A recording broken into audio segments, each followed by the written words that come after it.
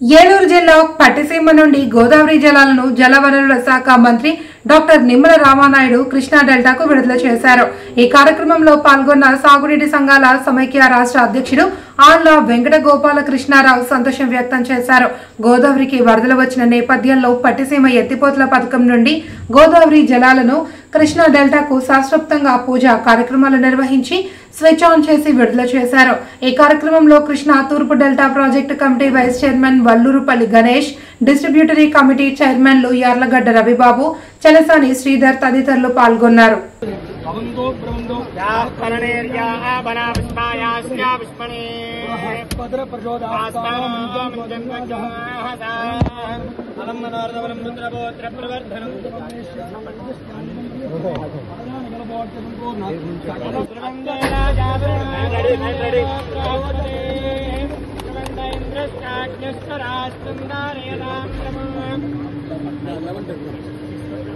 Level.